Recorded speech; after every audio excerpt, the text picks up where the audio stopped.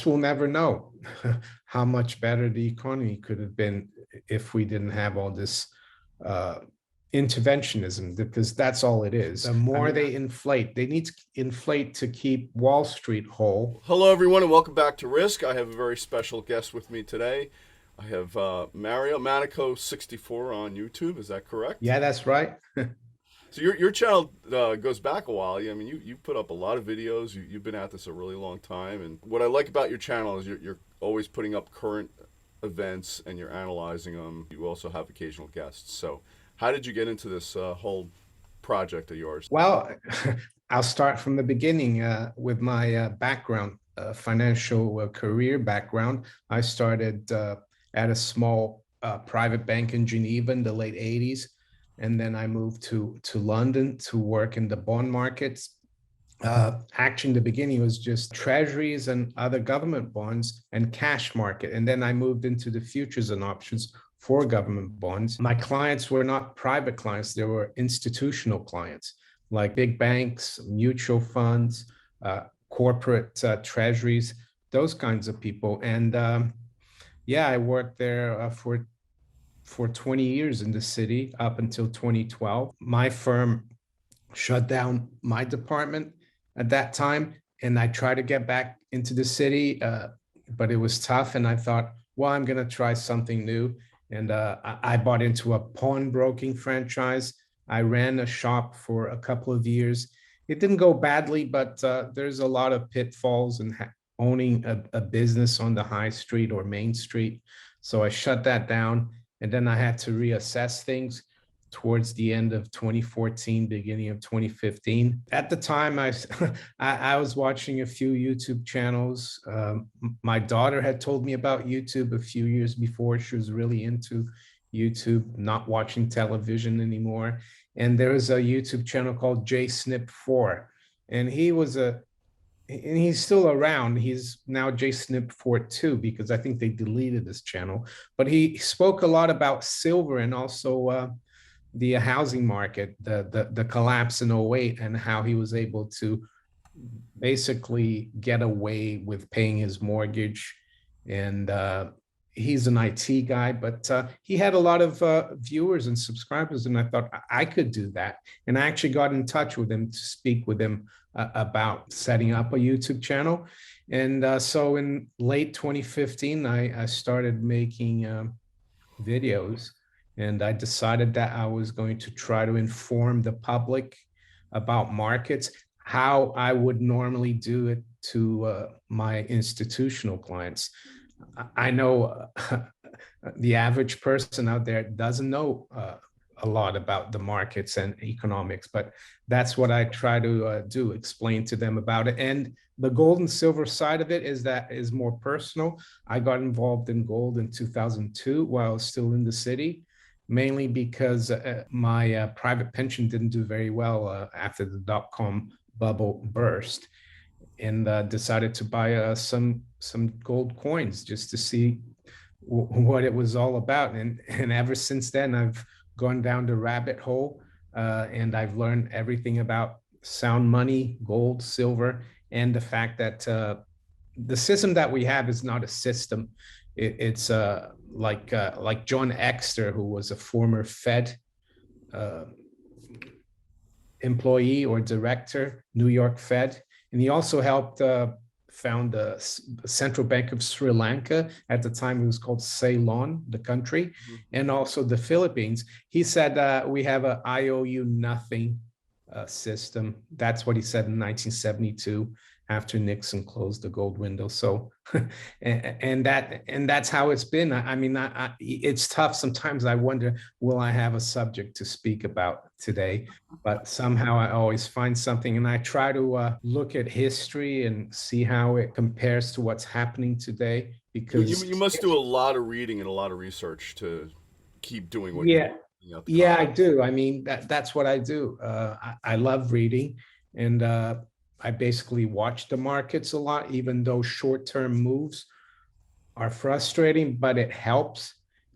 Sometimes, like a couple of weeks ago, the bond markets in Australia, Canada, and Europe started, they started getting sold off. And I thought that was important.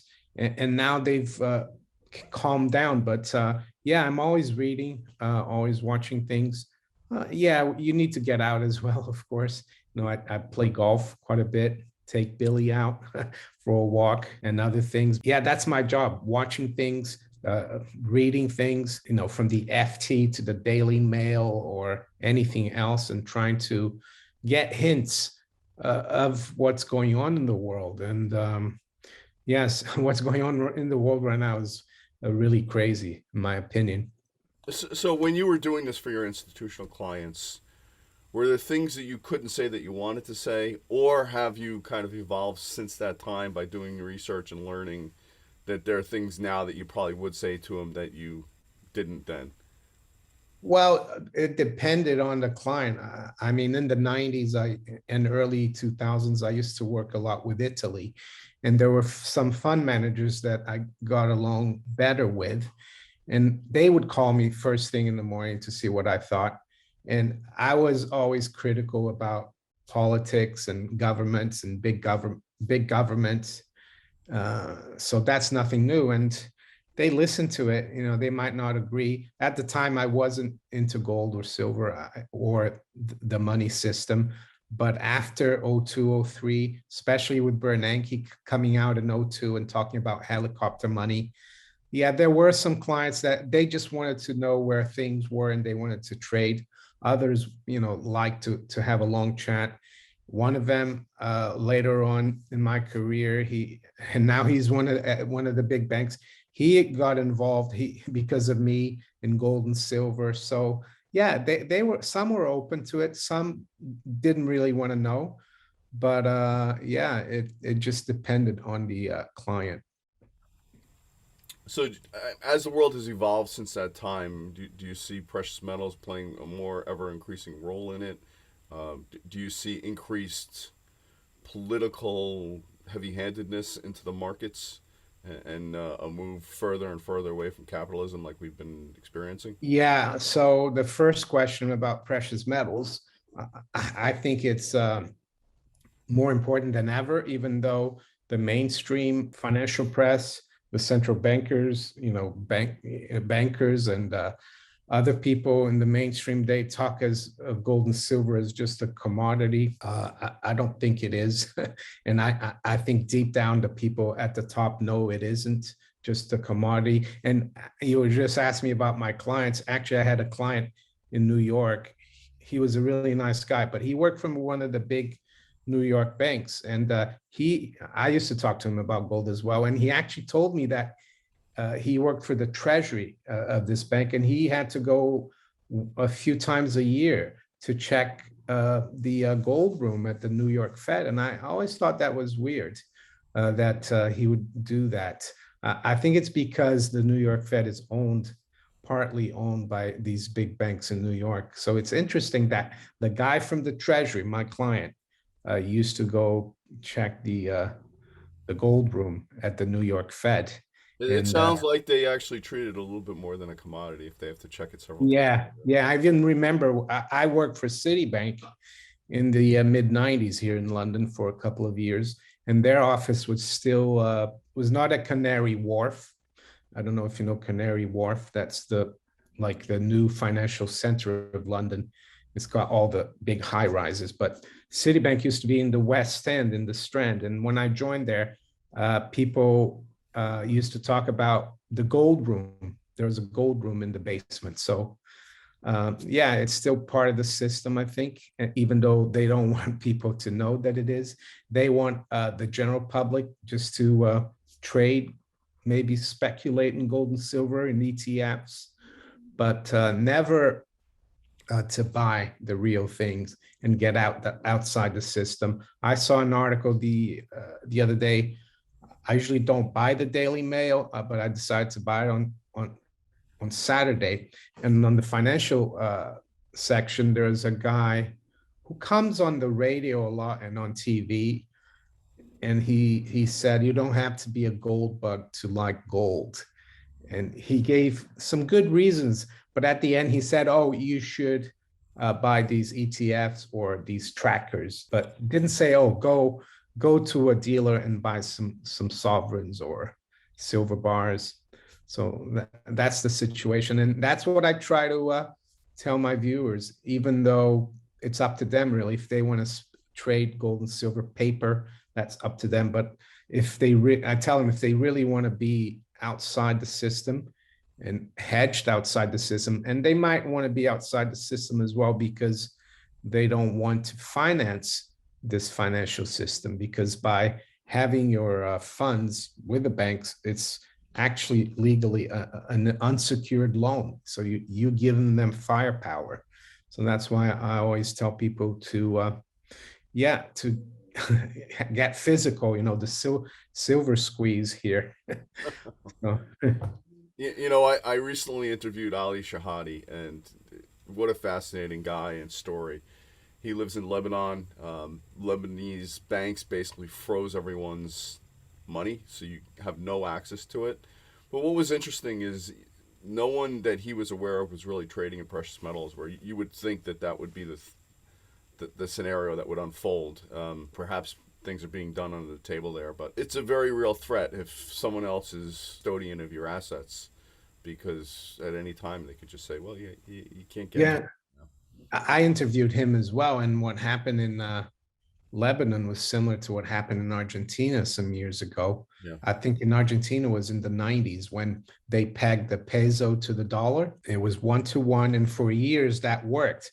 And a lot of people had thought they had dollars, even at Citibank Buenos Aires. I remember they thought they had dollars there, and the peg broke, and then they could get the local currency, which had been hugely devalued from 1 to 1 to maybe $1 to like 100. But their dollars that they thought they have, even with Citibank, that was frozen and they couldn't get it out. And there were riots, I think, and people tried to break the bank there.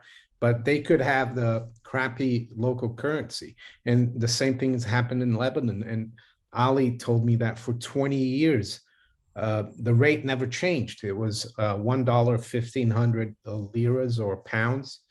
And then all of a sudden, in September of 2019, that just broke, and and that shows to me that they didn't have the dollars that they told the Lebanese account holders that they did. And I actually think that's the same thing that's happening to gold and silver. There are a lot of wealthy people, and I know some of them that think they have gold with a big bank, and they don't. It's all paper. And I think one day we're going to wake up and it's going to be like Lebanon, but it's going to be with gold, because a lot of these peripheral countries or emerging market countries, the dollar is almost like gold for them. Maybe that's why there wasn't as much gold or silver holding in Lebanon, but I can bet the very wealthy Lebanese have a lot of gold. So, but when the dollar goes, not just the US will be affected, but the whole world, because places like Brazil, where I grew up, Argentina or Russia, a lot of people hold dollars. And if the dollar goes, what's going to happen to their savings? Their local currencies are going to go. So that's why it's so important to have a little bit of gold and silver, I think. Do you see a similar situation with the crypto exchanges where, it's basically a paper trade with these big crypto exchanges, and perhaps they're not really sitting on the Yeah, Bitcoin or Ethereum that they really say that they are? well, I use the several exchanges. It's weird because some exchanges have been, people have, regulators have cracked down on them. Some, I usually exchange some altcoins that I earn from posting my videos, and sometimes they are on one exchange or not another. So I use them just to, like, let's say I want to put them all into Ethereum or Bitcoin, I'll do that. And then I'll send it to my private wallet. But I've noticed that a lot of these exchanges, you can trade leveraged. I was selling some of my altcoins for Bitcoin the other day and said, oh, this window popped up saying I could trade it 7 times leveraged. Wow. That's just That is serious leverage. That is not a joke. yeah. So I don't recommend people do that. I only use the exchanges to exchange one coin for the other, and I never leave it on any exchanges. Yeah, always leave it in your wallet, private wallet. But there's a lot of other things happening in cryptocurrencies, like what's it called? Tether. Mhm. It was supposed to be one tether for $1, but we've learned now that there's only 3 cents for every tether. And tether has also been used to leverage the purchase of all the other cryptocurrencies, Bitcoin especially. But yeah, I think what's happened in Lebanon and other emerging market countries when their currency collapses like that, especially when they have a peg for so long, because like Ali was saying, people use dollars and liras like it didn't matter. They're almost the same. And I think the same, my feeling is the same thing is going to happen to gold and silver. And it will be reflected in the price, because it's difficult to know where the price of gold and silver will go, because there's so much, not just on the futures exchange like COMEX, the leverage, the amount of paper, it's leveraged more than 30 to 1, I would say. Some people say it's 100 to 1 for every paper promise. There's only one ounce. And then you have the over the counter market, LBMA in London, which is probably even bigger than COMEX. So um, yeah, they've been able to keep it going for a long time. Lebanon, they kept the lira fixed for 20 years, and now they've kind of kept gold under control for the last 50 years, even though it's gone from 35 to over 1800. But one day, people are going to be shocked. And people like you and me and other people on the alternative space, we won't be shocked, but everyone else will be. Yeah, no question about that at all. Do you invest in anything else other than precious metals at this point? Well, I do have some crypto investments.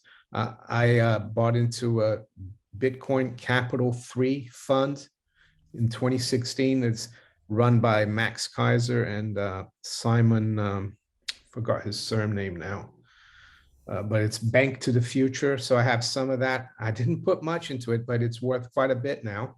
And I've got my altcoins that I turn into Bitcoin or Ethereum. And I have mining stocks. I've recently bought some uranium stocks as well. And no, apart from that, I tell my viewers as well that investing is not just like picking a stock in the stock market. It's also investing in yourself, what you're doing, maybe a family member that needs help. Yeah, it doesn't necessarily need to be investing in the stock market. And I guess my house, that's probably the biggest really financial holding, even though I don't look at it as an investment. I look at it as a home. But eventually, I guess as we get older, we won't need as big a house. So we'll be able to free up some capital when we sell it. And if there is a collapse, hopefully my gold and silver will cover the loss of value in the how in houses or in real estate. If you remember, I don't know if you spoke to Ali Chehade in Lebanon, he said that it becomes really difficult. You don't even know the price of your property because no one has the money to buy or sell real estate. Yeah, it was a very interesting discussion about what was going on with real estate and the Airbnbs out there and the rentals and people moving back home with their families, which apparently isn't too uncommon there, but it's quite a different marketplace than what we see here in the West. The other interesting thing is that apparently 20% of their GDP is like the Lebanese diaspora sending remittances to Lebanon, which is crazy. It's I guess it's a little bit like the Indians or Asians they call it in the UK, or Pakistanis. There's a lot of them here, probably in the US as well. They send a lot of remittances back home. So Yes. there are a lot of countries that actually depend on that. So you have to wonder what's going to happen in the world if the Western economies dry up, as they appear to be on some level, and then that will cause those payments back to families to dry up as well. So it'll certainly impact the those other countries. Yeah, yeah, they will definitely, because if you can't, if you need to more money here to survive, especially with the cost of living going up, you're not going to be sending as much over there. Even though I guess if their currencies drop faster than ours, they'll still they'll still be okay. But I was reading today that I think famine, people dying of hunger, or people starving, has gone up like from 27 million to 42 million in the last 2 years. And it's mostly affecting, of course, right now, countries like Afghanistan and places like that. But uh, I saw that natural gas prices, for example, they've gone up this morning because the Russians were expected to loosen supply by today for the Western Europe, and they didn't. And I also saw that natural gas, of course, is something we didn't know before this started popping up, that it's really important for fertilizers. Yeah. And I saw that fertilizer prices in the US are going through the roof. So crop yields next year are going to be lower. So I don't, yeah, things are getting crazy. And central bankers and politicians are blaming everyone and everything but themselves for these problems. Yeah, it's kind of everything has a snowball effect. Just one thing adds to another. So what do you see evolving over the next 6 to 12 months? Any issues that most people are probably unaware of that you? Yeah, I guess so. And I'm unaware of it as well. If you had asked me 6 months ago about natural gas and Right. fertilizers and all, I wouldn't have known. I'm sure a lot of other things are going to pop up. And I think all I can say is that it's a symptom of the money or the currency going bad, because in our modern day economies, half of all transactions, half of the transactions are the monetary part, and the other half is the good or service. So if the money or currency is going bad really quickly, everything will go bad, because people are going to treat the currency differently. They're going to ask questions. It's not like it was 5, 10, or 15 years ago that uh, it was taken for granted that the currency was relatively stable, that the central bankers were relatively sane, that interest rates were still like 4 or 5%. Well, we're But now, relatively sane. That's a yeah, they were word. not as insane as they're now. I remember Alan Greenspan being pretty insane back in the day. Yeah, and we never knew what he was really saying, Right, did right, we? Greenspan exactly. speak. I But don't know if you used to watch, but CNBC back then would have his briefcase indicator on rates and stuff. oh, I did watch CNBC. But yeah, I haven't. CNBC has gone off from my radar for 10 years now at least. Yeah, no, But I stopped watching it too. yeah, I remember there's a guy on CNBC. I forgot his name, but after the '08 crisis, he was really critical. He said, "This is all the debt, all the spending," and and then a few months later, he wasn't there anymore. I think he goes on Jimmy Dore. I don't know if you heard of Jimmy Dore on YouTube. Jimmy Dore. He's quite progressive, but he talks a lot of sense sometimes. And he has this guy on. I forgot his name now. When I was on Wall Street Silver, we interviewed I think Michael Pinto, and he was like barred from CNBC because of one little thing. It's just they want to really control everything. It's pretty crazy. I was actually because when I moved to Man Financial, which became MF Global, Hmm. one of the guy I worked with, we worked in teams of 2 or 3, and he had a high net worth client. So it was like almost like retail, but much bigger scale. And he wanted to trade gold and silver futures. And my colleague, it was his client, didn't know anything about it. And at the time, I was ready into gold and silver. So we started doing more gold and silver for his client. And I started following more for, not just for me. And then I started talking also to Bloomberg. They used to call me, there's a lady at Bloomberg in London, and I actually went for to the Bloomberg office once to do an interview for TV, Bloomberg TV, and it's really weird. You sit in a room and it's all dark. You're looking at a camera, and not didn't feel very comfortable about it. So, is there anything on the horizon right now that you see that people should be aware of or thinking about? Yeah, the bond market, even though it's calmed down, you have to keep an eye on that. I think this week, I know it's short term. Tomorrow we've got PPI for the US. I think that's still expected to be like a 8.6% year on year. And then Wednesday we got the CPI, which has been over 5% annualized for the last 5 months. And I think the last CPI number was 5.4. And I was thinking, oh, it's probably going to come off a little bit, but no, it's expected to come out at 5.8%. So I think it's there's a risk that it could come out at above 6%.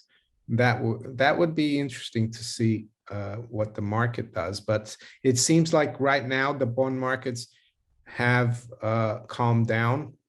Central bankers have like paired, they've kind of walked back a little bit because they're getting hawkish. I've noticed the economists of the ECB said, we're not like the US or the UK. We don't need to raise rates. We think inflation is coming down next year. And when they say inflation is coming down, it's not inflation going negative. It just means that it's not going to rise as quickly, which is ridiculous for, people are still going to get ripped off because inflation is a tax. And the Bank of England last week, they surprised by not raising rates. And the Fed, I think, I watched Jay Powell, and he seems to be getting more nervous and more nervous with every press conference that he has to do. And I heard that President Biden met him, and then I don't know if it was the same day or the day later met Brainard. I don't know how he pronounced I it. think it was in the same meeting. You know, Same meeting, from yeah. my And from my perspective, it seems like they're kind of setting him up for a fall. yeah, He's in on the game. He knows what's going on. oh yeah, and I think yeah, because he's more supposed to be a little more hawkish, and so they're just gonna transition to a more social Federal Reserve, because I saw today that Jay Powell is supposed to be speaking uh, uh, at a virtual conference. And let's see here what he's talking. He's talking about something not to do with markets or money. Yeah, it says here, Jay Powell, Federal Reserve Chair, is due to address a virtual conference on gender and the economy. So that's what, when it's crazy. That's another sign for me that things are getting crazy with the currency and the money. They don't want to look at the problem. They're the problem, creating all these reserves, out of thin air, that become currency out of thin air, and all they can talk about is gender and the economy. I mean, that's not going to help anything. And I think Brainard, you look at her CV or Wikipedia, she's heavily into the social issues and climate change. Yeah. So it's not going to get better. And the more they inflate, they need to inflate to keep Wall Street whole. But they're going to say, oh, we're doing this because we want full employment and we want to help minorities get jobs. But they're actually hurting the minorities because they're usually on lower income, and inflation hurts lower income people a Much, lot much more. more. Yeah, absolutely. Let's talk about this a little bit. Let's dive in and unpack this. We're talking about the Fed going after climate change and more social issues, which really is a distraction from what their core function should be. We've also seen this with some large corporations where they've kind of gone woke, if you will. They hurt their core business. I mean, Gillette is the perfect example of that, where they went after toxic masculinity, if you will, and it really impacted their sales. So, I mean, if this continues on kind of a global scale as it is with the big players, what kind of impact do you think that'll have on the economy? Not good. I mean, it's going to make it more and more like Europe, uh, more socialistic. And I think one of the reasons Powell might be going, and this, like you said, might be all theater, but I've noticed in the last few months when asked about climate change, he said, oh, that's for the the Congress and the people, the representatives, to decide. The central bank has nothing to do with that. But I guess if they choose to elect and confirm someone like Brainard to be chairwoman of the Federal Reserve, then it says, well, the Senate wants that, so that will be the excuse.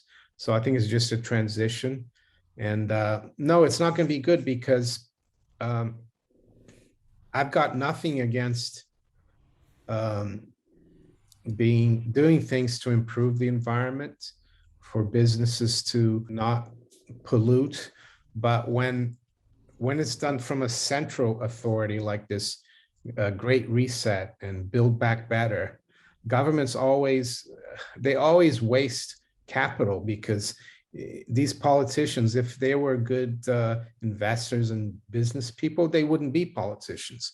So it's always a misallocation or a malinvestment that will take place.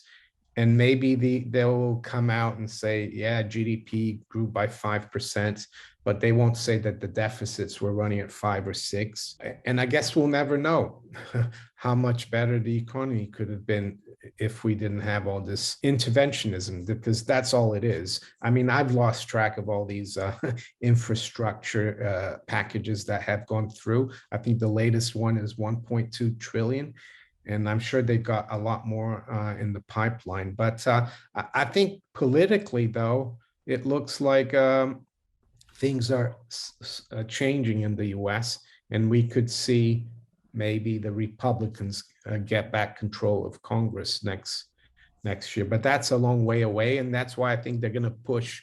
I think the Biden administration and the Congress, they know that, and they're going to push harder now to get this through, even though I guess some of the Democrats are going to say, oh, maybe we shouldn't because we might lose the election. So, Yeah, I mean, to me, it has become all theater in DC. I think 95% of the players down there are all kind of on the same team, no matter what color shirt they're yeah, wearing today. that's true as well. The Republicans, they always vote for more as well.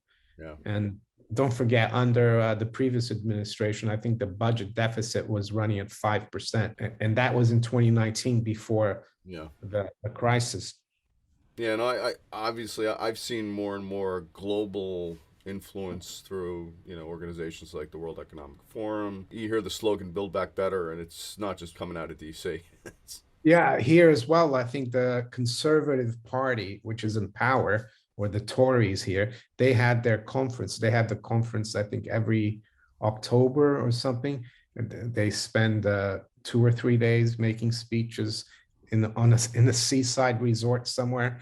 And their slogan for was "Build Back Better," and they're supposed to be right wing, and Biden's supposed to be left wing. And like you said, I noticed like 3 years ago, I was actually already doing my videos, and one of my old colleagues from the city, he was the head of desk that I used to work at. He contacted me through LinkedIn to go to an alternative investment conference. And so it was 2018, and all they were talking about was this ESG already. And I could tell this was no good, because it's all to do with the big corporations, global governance, the environment. And like you said, all the big, like Gillette, all the big banks, they're all in bed with the World Economic Forum. And actually, they are the ones that are pushing it, because government itself can't really mandate these things because it's not constitutional, or even here in the UK. So the big corporations are doing the job of the policymakers, and they have even more power now because a lot of the small mom and pop businesses have been completely, if not emaciated, they've been like put out of business since last year. Yeah, they've So they've been decimated here as well. I mean, all the small retailers, so many of the restaurants. It's just been devastating to them. yeah, and you look at the big companies like Starbucks, and I don't go there anymore. Here in the UK, you can't pay with cash. Oh, I didn't know that. Yeah. Yeah, over here, they're following the program. And that's why I try to give my patronage to like small businesses and family businesses, even though it's really tough. I saw a video the other day saying that BlackRock and Vanguard control like almost three-quarters of the ownership of all the big corporations in all sectors of the economy. So that was kind of depressing. You know, Just, you have to wonder who's at the well, center. Vanguard apparently is a private company, so we don't really know who's behind it. But I bet you it's these, they call them tax-free exempt foundations, which are owned by the wealthiest people in the Yeah. world. But they're hidden. They're well hidden behind the curtain, though. Yeah, no, I was gonna say you have Vanguard, BlackRock, but you also have these global government entities, and who's really driving the bus here? Is it the Yeah. corporations? I mean, Yeah, I think so because like the United Nations, for example, you can Google this, and I've talked about this. The guy who gave the UN $8.5 million in 1947 to build the Rockefeller, right? headquarters.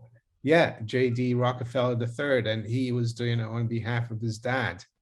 So if you look at that money in 1947, it was the equivalent of $500 million. They're the ones who control all these international organizations like the United Nations and the BIS as well. BIS, if you it was created by a treaty, but it was the money that they invested in it came from the major European central banks. And at the time in 1930, they were privately owned. And in the US, it wasn't the Federal Reserve, but it was JP Morgan, First National, Citibank, and I think a big First National Citibank of Chicago as well.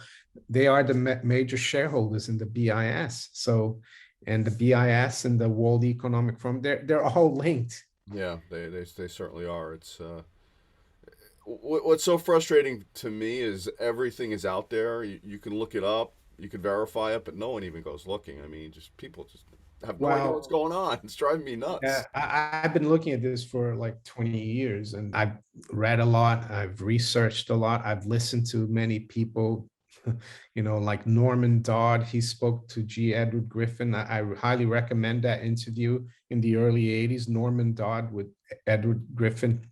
And he tells us what's going to happen.